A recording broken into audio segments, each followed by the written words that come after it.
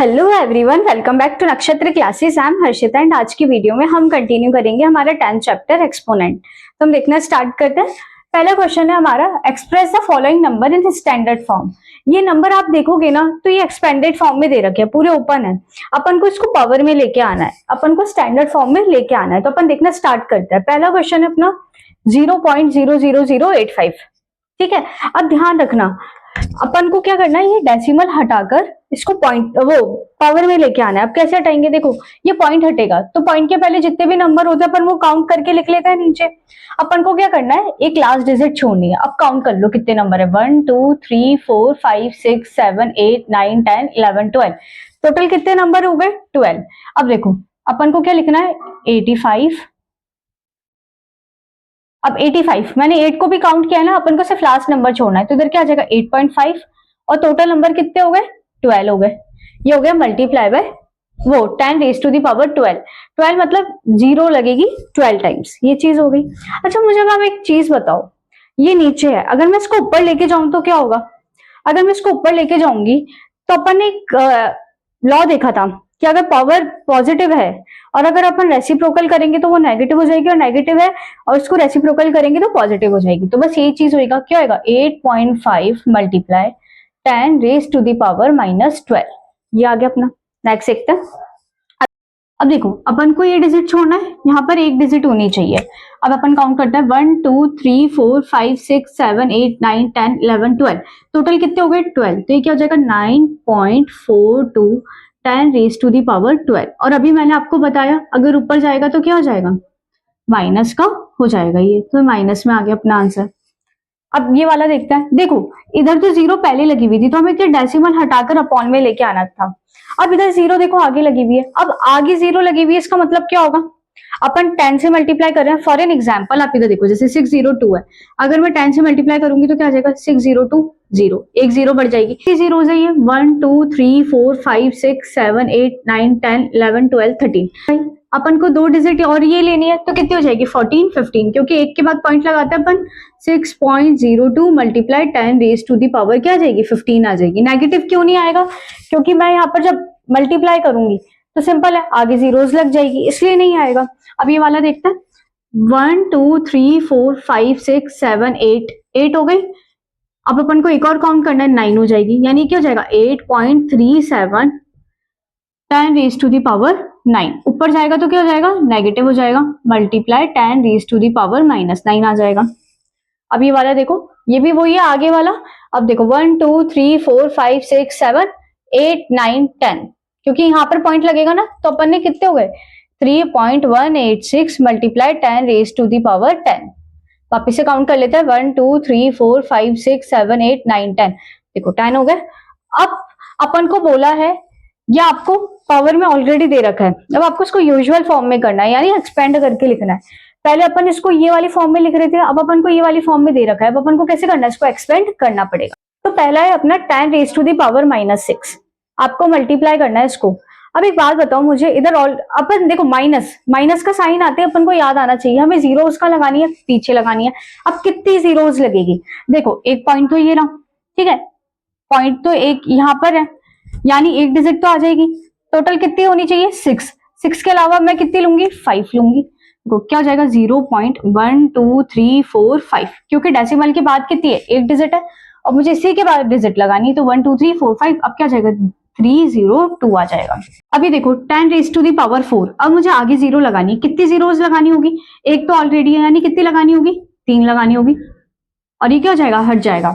इसका एक तरीका बताती हूँ, ये ऐसे क्यों हो रहा है, मैं ये वाला एक्सप्लेन करती हूँ। देखो 4.5 जब डेसिमल हटता है तो नीचे कितनी जीरो आती है, डेसिमल के वो पॉइंट के बाद जितनी डिजिट है, तो एक 0 आ गई।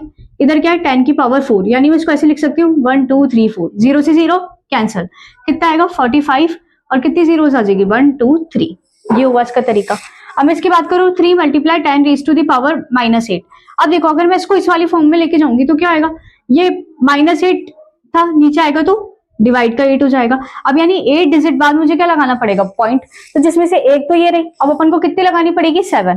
तो क्या हो जाएगा 1 2 3 4 5 6 1 2 3 4 5 6 7, और फिर आ जाएगा 3। ऐसे देखें 10 रेज टू दी पावर 9, यानी आगे 9 जीरो लगेगी। तो देखो 1 यह था कितनी 1 2 3 4 4 डिजिट के बाद पॉइंट था, तो अपन नीचे कितने लिख देंगे 4 डिजिट लगा देंगे। Multiply 10 raise to the power 9 मतलब 1 2 3 4 1 2 3 4 5 6 7 8 9, ये हो गया। ये 3 से 3 कैंसिल, ये 1 कैंसिल, कितना बचा 1 2 3 4 5, यानी अपन को आगे कितनी जीरो लगानी है 5 जीरो लगानी है। 1 2 3 4 5, ये हो गया। अब देखो 5.8 multiply 10 raise to the power 12, तो अपन इतना एक्सपेंड करके क्यों लिखे, मुझे पता है पॉइंट के बाद एक डिजिट है। अब कितने डिजिट लग जाएगी, टोटल 12 थे, 12 में से 8 मतलब एक ऑलरेडी डिजिट है, यानी मुझे कितनी लगानी है 11, तो मैं लगा दूंगी 58 11 0 1 2 3 4 5 6 7 8 9 10 11, और पॉइंट हट जाता है, मैंने अभी आपको हटा के दिखाया है। अब ये देखो 10 रेज टू दी पावर 6 दे रखा है 1 2 3 4 5, यानी एक ही जीरो लगानी है, तो क्या जाएगा 3 6 1 4 9 2, और ये क्या जाएगा जीरो आ जाएगा। नेक्स्ट बोला है आपको इनको स्टैंडर्ड फॉर्म में कन्वर्ट करना है। स्टैंडर्ड मतलब ये मल्टीप्लिकेशन वाली फॉर्म में, अपन को एक्सपेंडेड फॉर्म में दे रखा है, अपन को पावर वाली फॉर्म में कन्वर्ट करना है। इजीली कर सकते हैं। देखो आपको बोला 1 माइक्रोन की वैल्यू है 1/103456 1 2 3 4 5 6, ये है। अब मैं इसको पावर में लिख सकती हूँ, आराम से लिख सकती हूँ, कितना है 1 2 3 4 5 6, तो मैं ये लिखूंगी 1/10 रेज टू दी पावर 6, और ऊपर आएगा तो ये क्या हो जाएगा 1 multiply 10 raise to the power -6। जब हम रेसिप्रोकल करते हैं तो अगर पावर प्लस होगी तो माइनस हो जाती है, माइनस होगी तो प्लस हो जाती है, तो ये चीज है, मैंने माइनस में लिया। अब देखो charge of an electron is dash coulomb. अब अपन काउंट करना स्टार्ट करते हैं 1 2 3 4 5 6 7 8 9 10 11 12 13 14 15 16 17 18 और एक ये डिजिट और लेंगे 19 हो गया, तो ये क्या हो जाएगा 1.6 multiply 10 raise to the power 19 हो गया। अब जब ये ऊपर जाएगा तो क्या हो जाएगा 1.6 multiply 10 raise to the power -19 आ गया। अभी देखो size of an bacteria is, bacteria का क्या साइज है 1 2 3 4 5 6 6, तो अपन क्या लिखेंगे 5/10 raise to the power 10 raise to the power 6, क्योंकि पीछे जीरोस लगी हुई है तो नीचे आएगा। अब उसके बाद अपन इसको ऊपर ले आएंगे 5 multiply 10 raise to the power -6 m आ जाएगा, इधर कूलम्ब आ जाएगा। अब ये देखो size of a plant cell का साइज दे रखा है आपको ये। अब अपन काउंट कर लेते हैं 1 2 3 4 5 6, सॉरी 1 2 3 4 5 हो गए, तो अपन इसको क्या लिखेंगे 1.275 upon 10 raise to the power 5। अब अपन इसको ऊपर ले आएंगे तो ये क्या हो जाएगा multiply 10 raise to the power -5 हो जाएगा एम।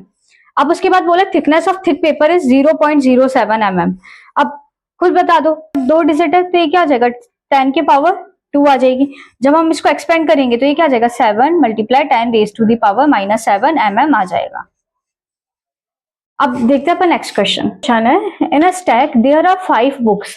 एक स्टैक है, ठीक है, उसमें 5 बुक्स रखी हुई है।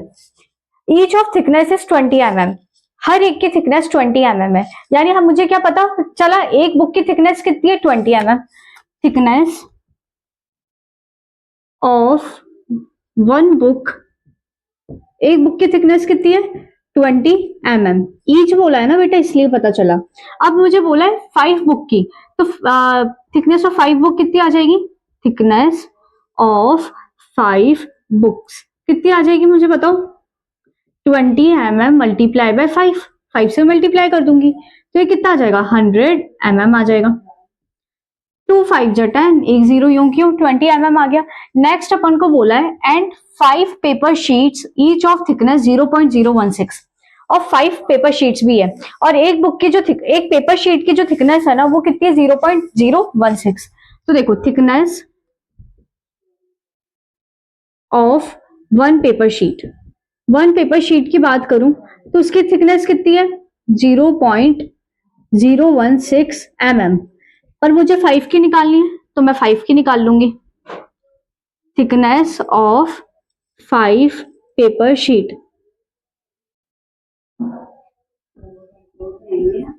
5 मल्टीप्लाई 0.016 mm, ये कितना आ जाएगा देखो 16 से मल्टीप्लाई करना है, 16 5 से कितने होता है 80, तो ये क्या आ जाएगा 0.80 mm आ गया, 0.080 mm आ गया। ठीक है, अब अपन को क्वेश्चन में बोला है what is the total thickness, तो टोटल थिकनेस कैसे आएगी, दोनों को प्लस कर देंगे, जो भी हमारा आंसर आया है टोटल थिकनेस कितनी थी हमारी 100 mm प्लस 0.080 mm, तो ये क्या आ जाएगा हमारा 100.080 mm, ये हमारा आंसर आ गया।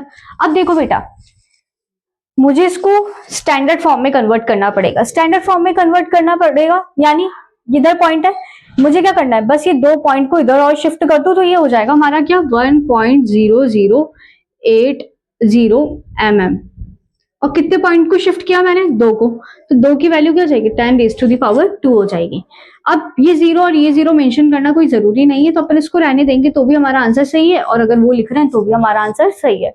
ये क्या हो गया, हमारा आंसर हो गया। इसी के साथ हमारा चैप्टर 10 कंप्लीट होता है। आई होप आपको समझ में आया होगा। अब अपन मिलते हैं नेक्स्ट वीडियो में, जब तक के लिए like share and subscribe. See you in the next video.